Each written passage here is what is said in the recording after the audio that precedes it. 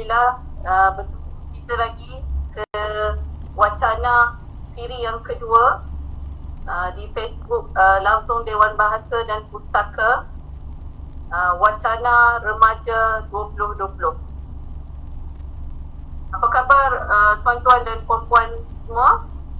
Salam PKP kepada semua. Diharapkan semua berada dalam keadaan sihat dan sejahtera. Baiklah, pada hari ini kita akan mengadakan satu siri wacana remaja 2020 yang dianjurkan oleh Dewan Bahasa dan Pustaka, Jabatan Pengembangan Kanak-kanak dan Remaja, bersempena dengan sambutan ulang tahun Dewan Bahasa dan Pustaka yang ke-64. Tajuk wacana kita pada hari ini berkesinambungan daripada siri satu pada Khamis yang lalu, 25 Jun, bersama Prof. Nuraihan Mat Daud. Kali ini siri kedua yang bertajuk Cabaran Guru Bahasa dalam Pengajaran dan Pembelajaran PDP Bahasa Melayu sebagai Bahasa Asing. Bersama ahli panel kita pada hari ini yang tidak asing lagi dalam bidang ini, iaitu yang berbahagia Dr. Mardian Shah Omar, seorang pensyarah yang sangat berpengalaman luas dalam subjek ini, dalam bidang ini, merupakan pensyarah kanan di Akademi Pengajian Melayu Universiti Malaya dan merupakan ketua bagi kursus Bahasa Melayu Komunikasi untuk pelajar antarabangsa subjek MPU. Apa khabar, Doktor? Baik, Alhamdulillah, sihat Julia. Ya, Alhamdulillah. Baiklah, bersama saya, moderator pada siri 2 ini, saya Juwairiyah Osman, Guru Bahasa Melayu dari Pusat Bahasa Moden Universiti Malaysia Pahang. Baik, untuk pengenalan siri kita, wacana kita pada pagi ini, Doktor. Subjek PDP ini, pengajaran dan pembelajaran bahasa Melayu kepada penutur asing atau kita kata kepada pelajar antarabangsa, merupakan satu tajuk yang sangat menarik yang dinanti-nantikan terutamanya oleh pensyarah-pensyarah, guru-guru bahasa dan tenaga pengajar mahupun pelajar-pelajar antarabangsa dan mereka dari luar negara yang bukan berbangsa Melayu yang ingin mempelajari bahasa kebangsaan, bahasa ibunda kita. Baik, dalam konteks kita ingin membincangkan dari sudut mempelajari bahasa Melayu secara formal di universiti-universiti awam dan swasta, PDP Bahasa Melayu Asing. Boleh Doktor berikan sedikit pengenalan mengenai PDP Bahasa Melayu Asing kepada penutur asing atau pelajar antarabangsa secara umum dan mungkin terus kepada tahap perkembangan sekarang dalam PDP Bahasa Melayu Asing. Persilakan. Ya, Assalamualaikum warahmatullahi wabarakatuh. Salam sejahtera. Terlebih dahulu saya mengucapkan terima kasih kerana menjemput saya untuk bersama-sama dalam siri wacana ini. Okey, tentang pengajaran dan pembelajaran bahasa Melayu untuk penutur asing ini, kita di tingkat KPD telah menyediakan satu bentuk garis panduan yang perlu diikuti oleh IPT sama ada UA atau US, iaitu universiti awam atau universiti swasta. Di dalam senario pengajaran bahasa Melayu itu kita namakan sebagai bahasa Melayu komunikasi, itu khas untuk pelajar antarabangsa. Di tingkat KPD kita menyediakan dua tahap, sama ada tahap diploma ataupun untuk ijazah. Jadi universiti-universiti yang mengajar bahasa Melayu untuk penutur asing ini boleh pakai kedua-dua kaedah itu sama ada untuk tahap 1 dan tahap 2. Okay? Jadi kita lihat senario hari ini, kebanyakan di IPT mereka akan menawarkan kursus ini sama ada pada satu tahap sahaja, di tingkat ijazah, ataupun mereka menawarkan dua tahap, itu diberikan ijazah ataupun diploma dan ijazah. Jadi dia ada pelbagai. So ini bergantung kepada pengurusan universiti itu sendirilah, bagaimana mereka nak mengadakan kursus ini. Jika mereka untuk melahirkan pelajar antarabangsa yang lebih meminati ataupun lebih menguasai bahasa Melayu itu sendiri, mereka akan menawar lebih daripada satu kursus.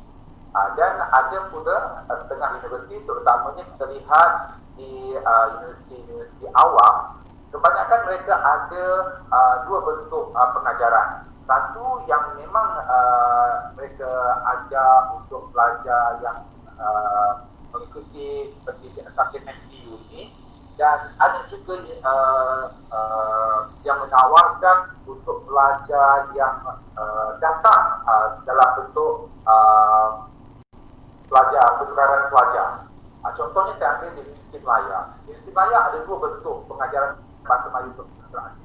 Ada satu yang memang khas untuk subjek MPU ni, itu kepada pelajar-pelajar yang mengambil jurusan-jurusan lain, bukan jurusan bahasa Melayu, dan yang diminta diwajibkan untuk belajar bahasa Melayu.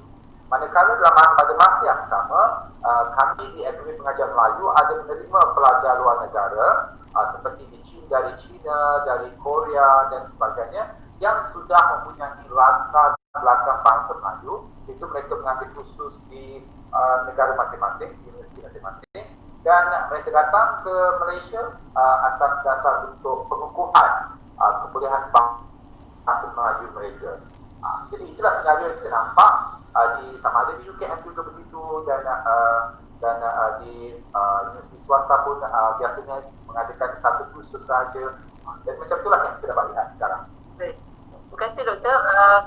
Sebelum kita pergi jauh untuk membicarakan tentang cabaran guru bahasa dalam mengajar pelajar-pelajar antarabangsa ini, mungkin Doktor boleh berikan sedikit secara keseluruhan, secara menyeluruh, apakah aspirasi utama ataupun kita boleh kaitkan terus dengan hasil pembelajaran kursus, atau dalam bahasa Inggeris, izinkan saya menggunakan bahasa Inggeris sedikit, course learning outcome. Subjek ini di mana kita ingin pelajar boleh bertutur secara asas dalam perbualan harian. Kalau kita rujuk kepada panduan standard bahasa, iaitu CEFR, panduan pembelajaran bahasa, setakat mereka boleh bercakap perbualan asas dengan baik ataupun maupun dengan fasih. Tapi bolehkah Doktor berikan sedikit aspirasi dari segi kita memberikan mereka fasih bercakap dalam bahasa Melayu, tetapi apakah aspirasi kepada negara kita, ataupun lebih dalam kata lain impaknya kepada negara? Mungkin Doktor boleh beri secara menyeluruh dulu sebelum kita terus kepada cabaran guru bahasa itu sendiri. Aspirasi subjek ini kepada negara dan kepada keseluruhannya dalam kita menyebarluaskan bahasa Melayu melalui ejen-ejennya atau platformnya subjek PDP Bahasa Melayu Asing. Silakan Doktor. Okey, yang kita tahu, kursus ini tak lain tak bukan ialah untuk kita pertama-tamanya ialah untuk memanfaatkan bahasa Melayu itu sendiri.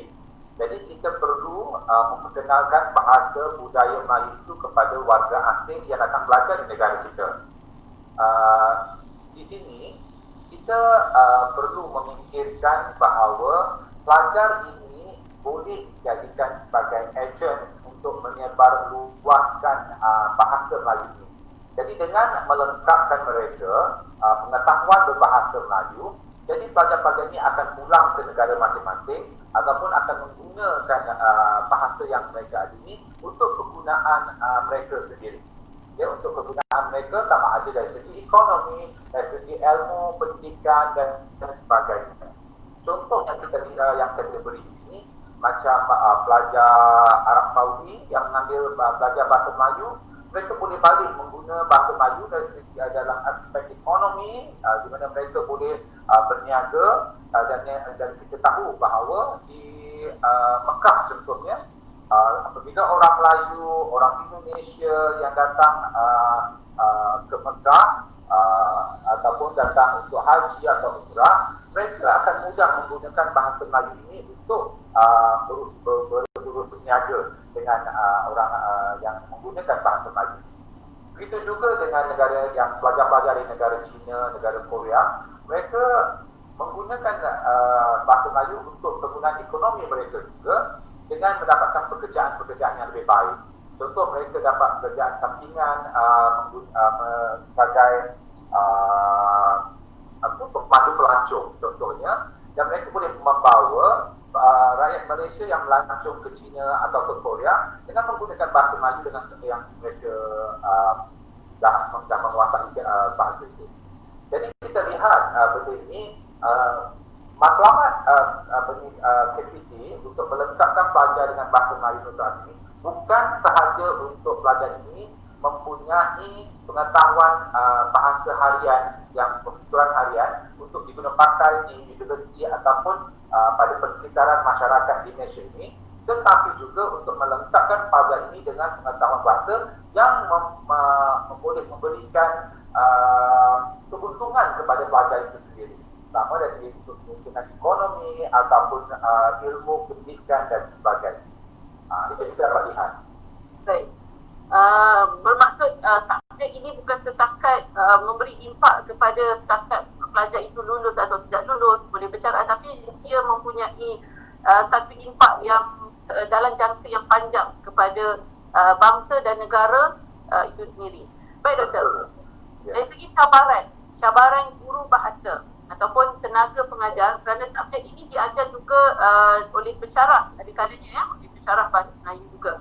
Maka cabaran tenaga pengajar dalam mengajar subjek bahasa Melayu kepada pelajar antarabangsa ini, saya yakin mempunyai pelbagai faktor dan pelbagai cabaran yang terpaksa mereka harungi.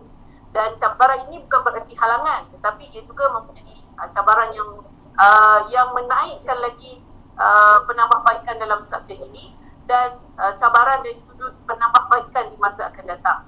Jadi Doktor, cabaran pertama yang ingin saya tanyakan pada Doktor adalah dari sudut penawaran kredit. Saya yakin penawaran kredit ini mempunyai satu pengaruh yang sangat kuat kepada pelajar dan guru apabila sebab ada universiti yang menawarkan 4 kredit, 3 kredit, 2 kredit, 1 kredit, dan ada juga yang lulus dan tidak lulus. Walaupun kita yakin kalau pelajar itu minat, tak kisah kalau lulus tak lulus pun dia akan belajar bersungguh-sungguh. Tetapi kita tidak boleh menolak bahawa penawaran kredit ini sangat mempengaruhi. Kita faham pengurusan universiti membuat yang terbaik kerana penawaran kredit ini bergantung pada subjek jumlah kredit untuk bergraduasi dan perlu diutamakan pada subjek-subjek yang lain juga kerana keperluan dalam bidang pengajian pelajar itu. Kalau kejuruteraan, perubatan, mereka perlu subjek-subjek yang lain kerana ada subjek MPU yang lain. Tapi pandangan Doktor dari sudut penawaran kredit ini dalam memotivasikan kepada guru maupun pelajar. Memang kita tak nafikan bahawa apabila kredit yang tinggi mampu mendorong pelajar ini untuk berusaha lebih untuk mendapatkan markah yang tinggi. Contohnya, ada setengah IPT yang menawarkan kursus ini hanya pada 2 kredit, 2 jam kredit sahaja, dan ada setengah yang 3 jam kredit. Ada juga yang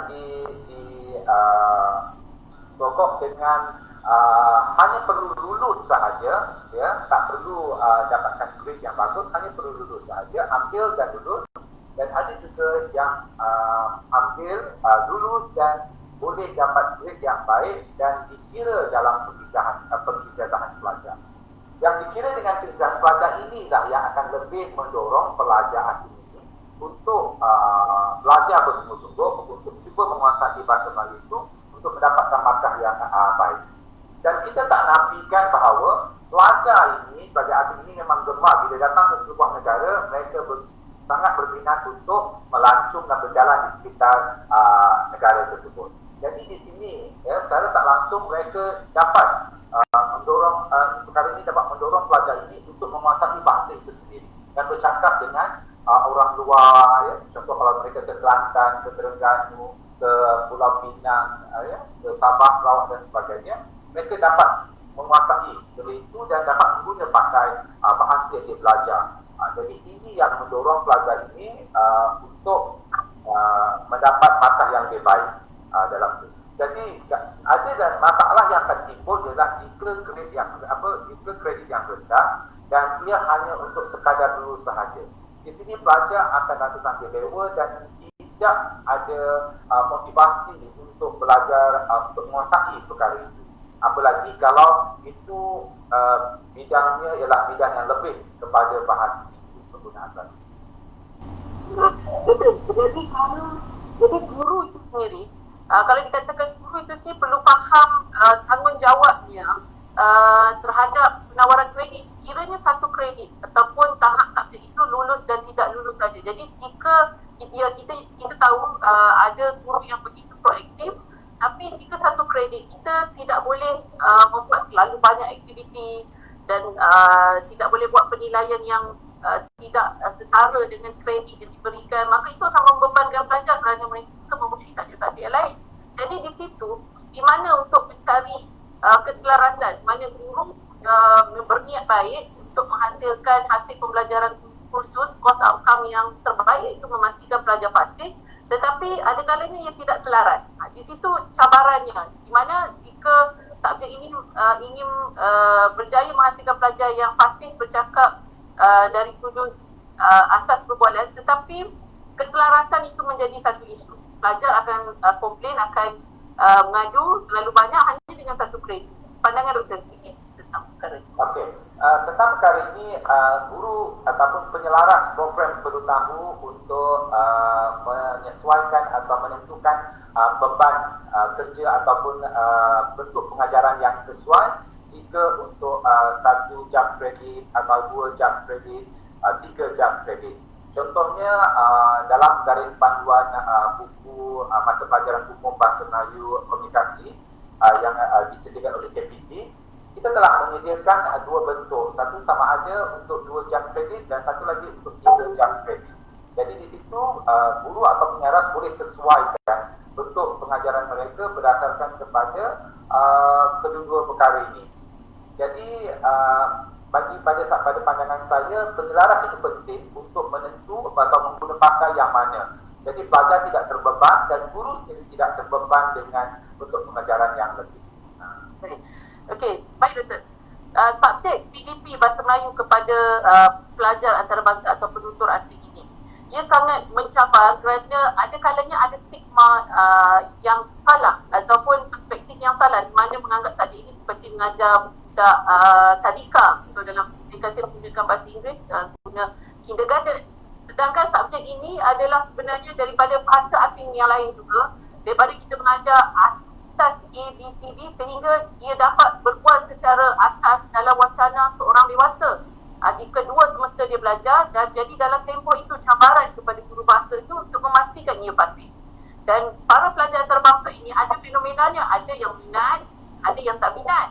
Ya, ada yang sekadar kata mereka ada subjek-subjek yang lain yang lebih penting untuk tak minat nak mempelajari subjek-subjek servis ini.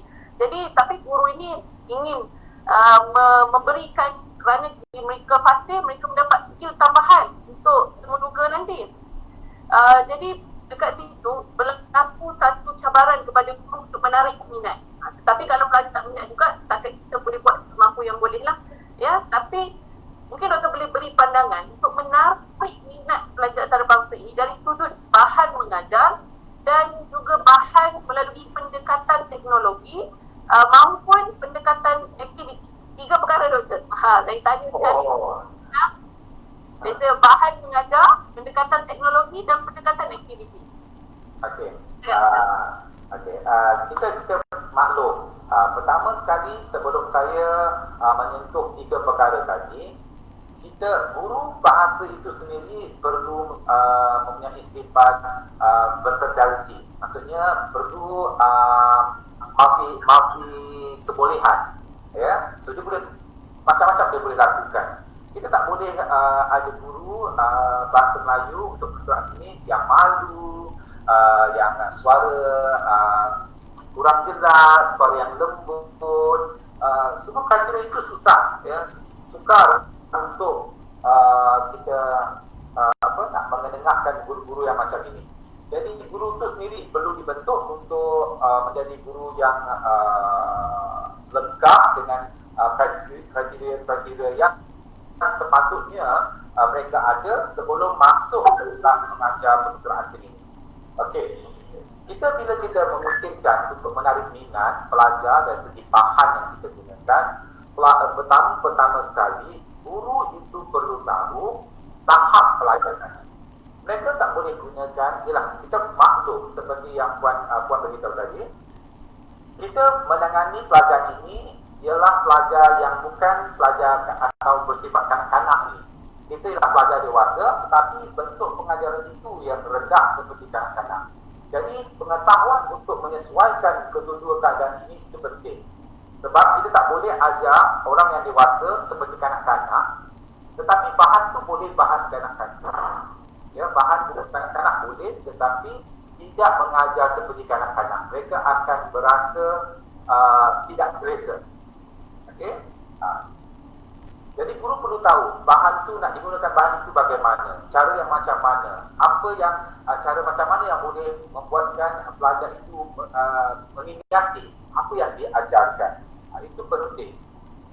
Dan keduanya, dari aspek teknologi yang Puan cuba beritahu tadi, guru perlu tahu bahan apa yang diambil melalui internet ataupun apa saja bentuk grafik yang diperlukan, yang diambil, yang digarap dari penggunaan internet, multimedia dan sebagainya, perlu disesuaikan mengikut tahap kemahiran berbahasa pelajar asing ini. Kita tidak boleh sekadar ambil, ini lagu Melayu, kita ambil, kita bagi dengar untuk pelajar yang asas. Tentu mereka tidak akan rasa faham apabila bentuk lagu itu laju dan sebagainya. Jadi ada setengah penyanyi juga, contoh kita ambil lagu, penyanyi itu sebutannya pun tidak jelas, apalagi yang baru belajar asas untuk mendengar. Jadi pemilihan lagu untuk mereka dengar juga perlu betul, dan juga dengan video cerita untuk mereka dengar juga perlu betul. Perlu ada subtitle dalam bentuk sarikata Melayu yang boleh menyokong untuk mereka dengar dan lihat. Jadi contohlah yang perlu dipikirkan. Jadi banyak perkara. Contoh satu saya suka kalau tentang teknologi ni, pelajar antarabangsa ni memang mereka mesti ada telefon pintar. Jadi kita boleh guna pakai telefon pintar itu. Guru perlu memaksimalkan penggunaan telefon pintar pelajar ini. Contoh, apabila guru menyebut sesuatu batang perkataan, mungkin dia boleh jelaskan, sebut dengan jelas, dan kemudian pelajar boleh rakam. Rakam batang perkataan tadi dan beri kerja kepada pelajar itu. Kalau balik, awak boleh dengar kata-kata ini dan esok awak boleh sebutkan perkataan tadi.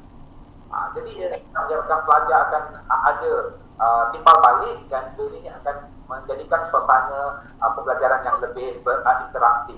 Ya, dia tidak hanya satu hala sahaja dan kurang menarik. Jadi itu yang saya katakan, bahan-bahan kajian yang ini perlu disesuaikan ini pun. Jadi guru perlu tahu. Itu dia.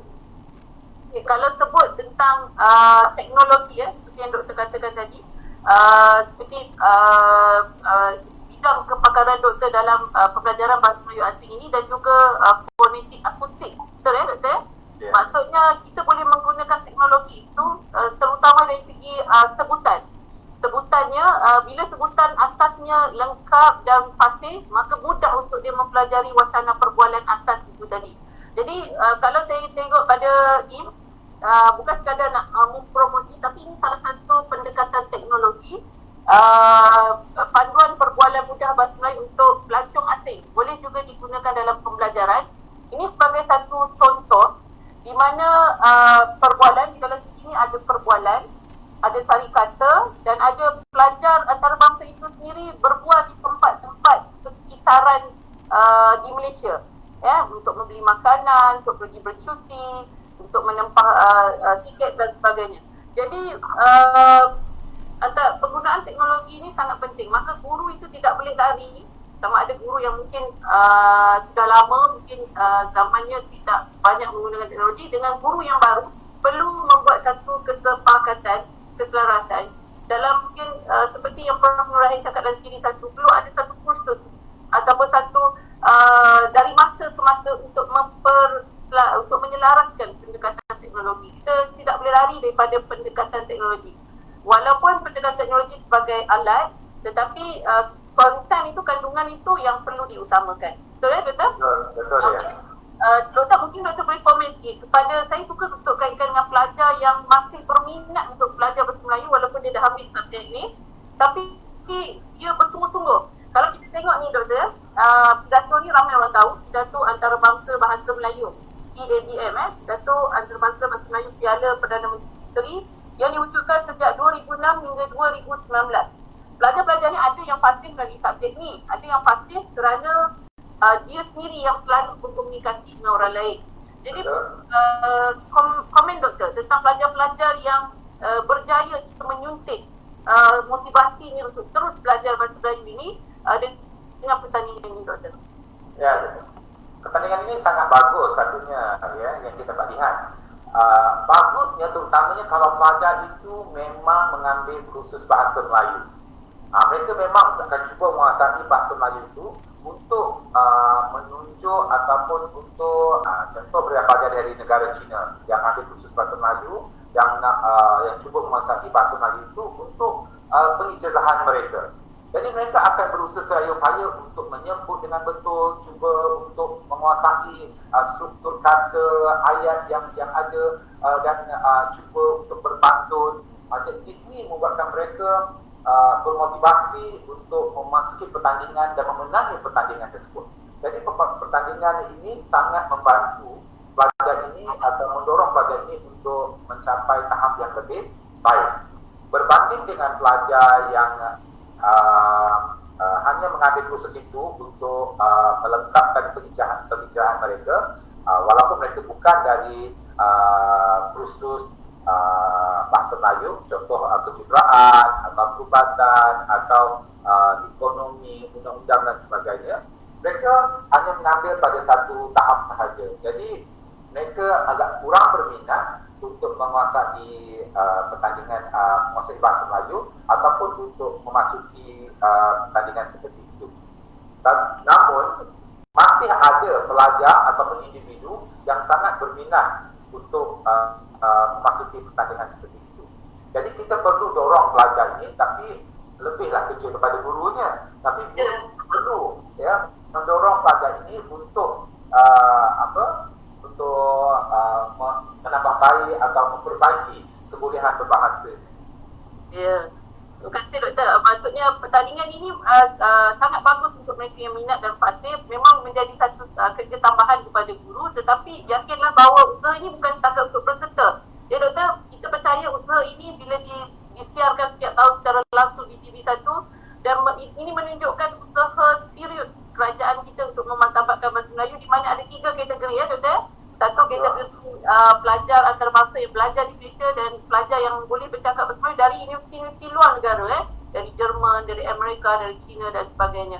Dan juga ada kategori alam Melayu.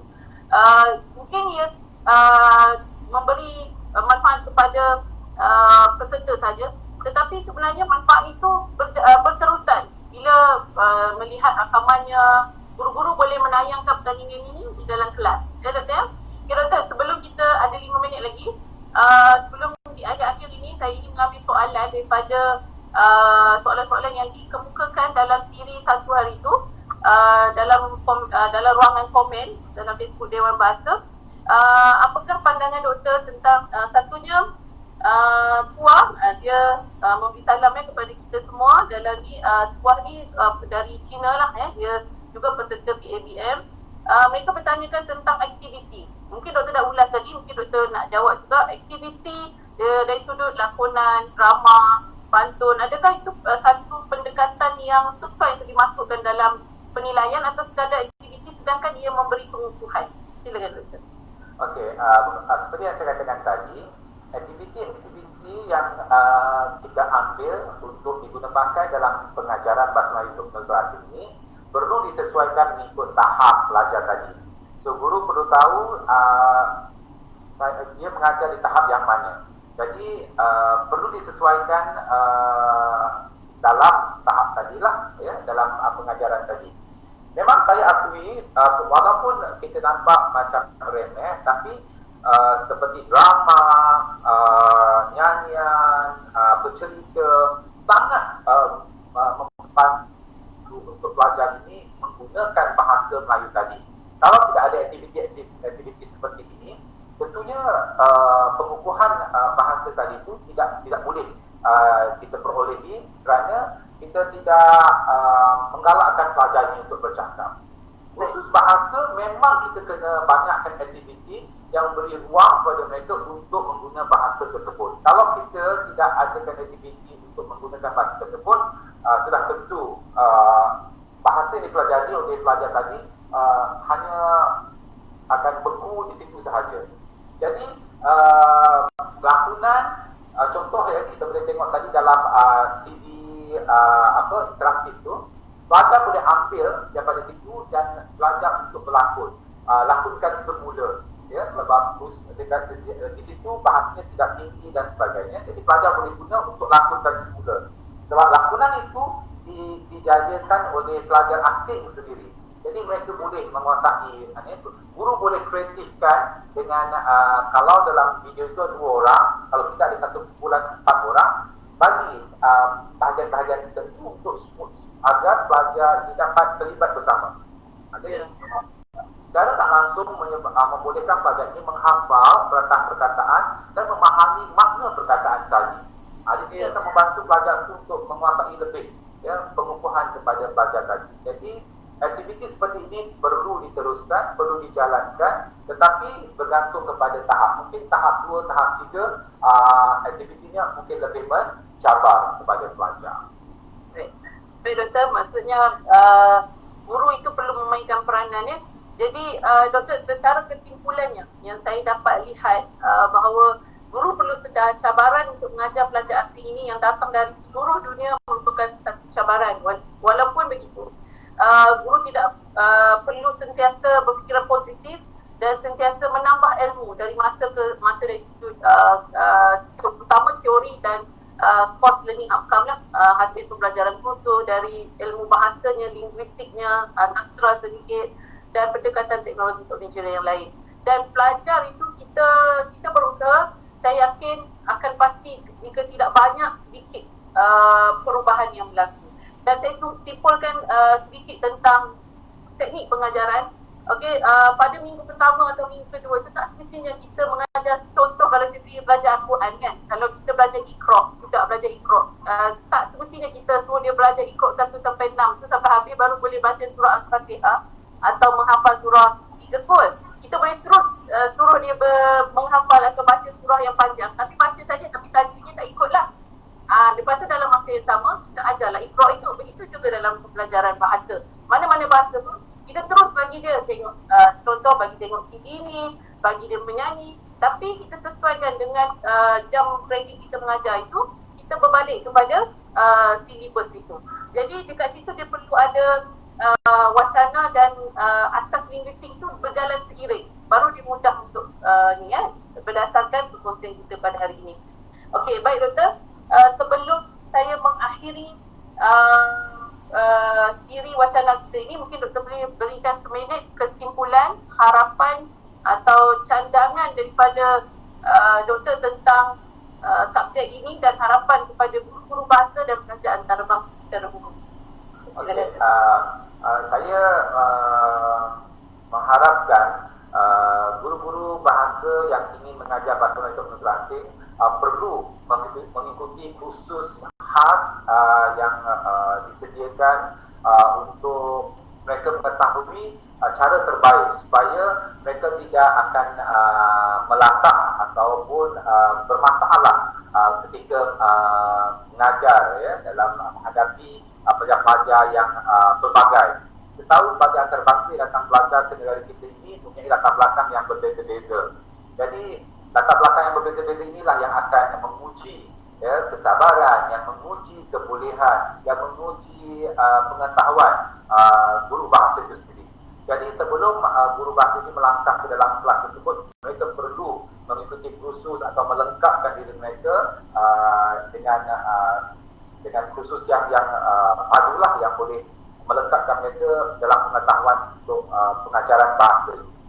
Dan saya mengharapkan khusus bahasa Melayu untuk penutur asing ini diberi perhatian yang wajar atau perlu dianggap penting bagi sesebuah IPT, kerana kursus ini mampu dijadikan satu saluran untuk kita melahirkan ejen-ejen itu penutur asing ini sebagai penyebar untuk menyebar luaskan bahasa Melayu di pesada dunia.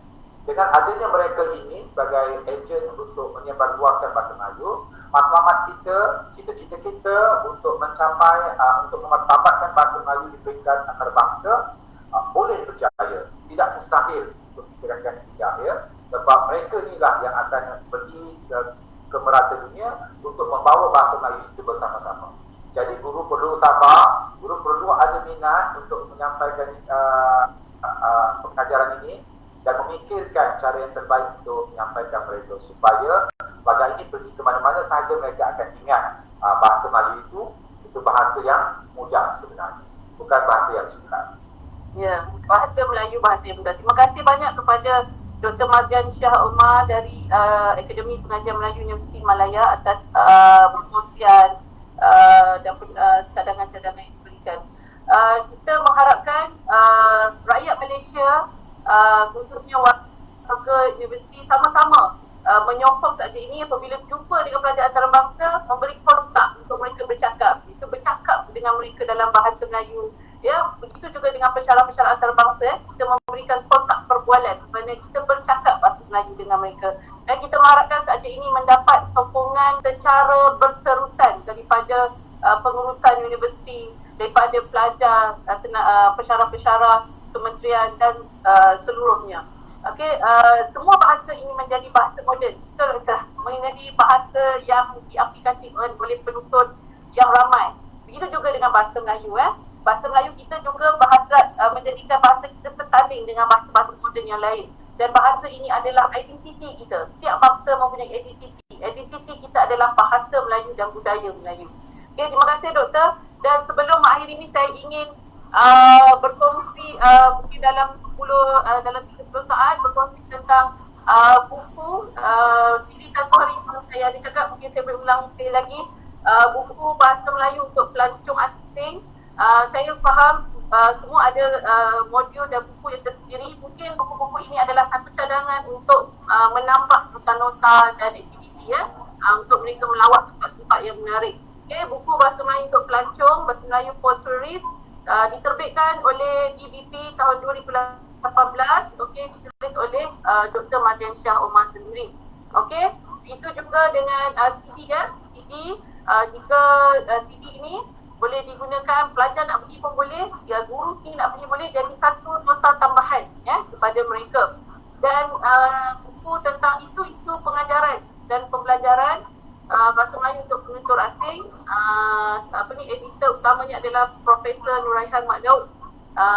Jadi buku ini sangat menarik, mana penulisan oleh oleh guru-guru bahasa Melayu, syarah-syarah bahasa Melayu tentang isu bahasa Melayu asing. Dan sedikit tentang saya sebagai guru bahasa yang masih perlu belajar, cuba sedikit pengalaman saya dalam bidang ini bersama dengan guru senior di Universiti Malaysia Pahang Guru Bahasa Melayu, Cik Jamila Bibi Muhammad, Malay for Beginners, yang telah diubah, telah di-convert kepada bentuk aplikasi.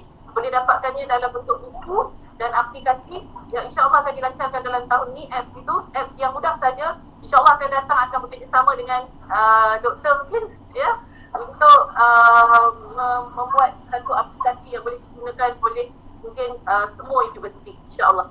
Okey, saya akhiri dengan serangkap pantun.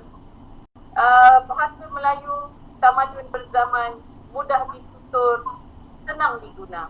Bahasa Melayu sama diutamakan, namun berat bahasa dunia. Terima kasih Dr. Mardian Shah. Terima kasih penganjur Dewan Bahasa Malaysia. Terima kasih kepada Akademi Pengajian Melayu Universiti Malaya. Terima kasih kepada UIAM dan terima kasih kepada Universiti Malaysia Pahang. Terima kasih. Assalamualaikum.